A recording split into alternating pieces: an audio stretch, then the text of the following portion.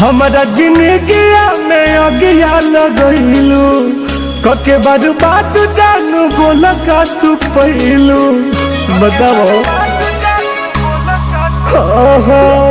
हमारा जिंदगी में अगिया लगैलू कके बर्बाद जानू बोला का तू पहलू हम के उजाड़ के न हो सबू हो।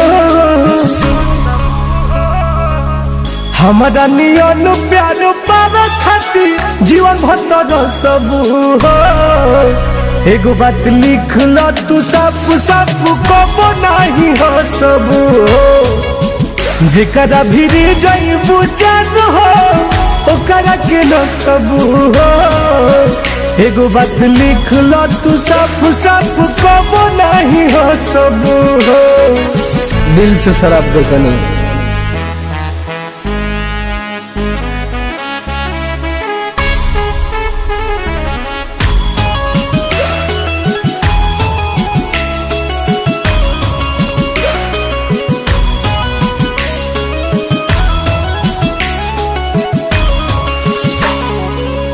जवन रहिया में फुलवा बिछवनी छिट दिहलू तू काट हो। नाजुक रहे नहीं आके डोरी तुर दिहलू सब नाट हो। तू कब जाल में फसबू हो। हमारा नियन प्यार पावे खातिर जीवन भर सबू हो।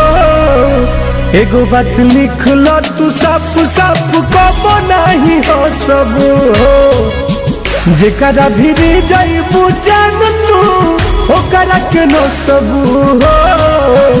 एगो बात लिख लो तू सब सब कबो नहीं हो सबू हो। ये हमार बुदुआ बा।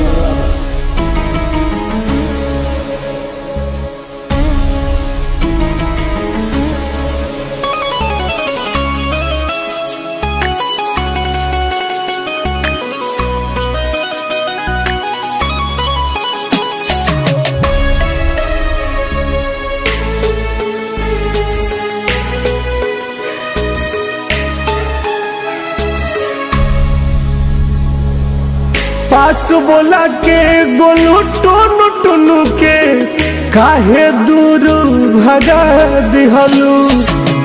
प्यार जगा के दिल में बिटू के जानू हो आग लगा दिहलू।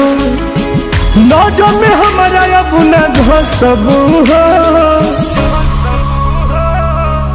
हमारा नियन प्यार पावे खातिर जीवन भर सबू हो। एगो बात लिख लो तू सब सब कबो नहीं हो सबू हो। जेकरा भीरी जइबू जान हो ओकरा के न सबू हो।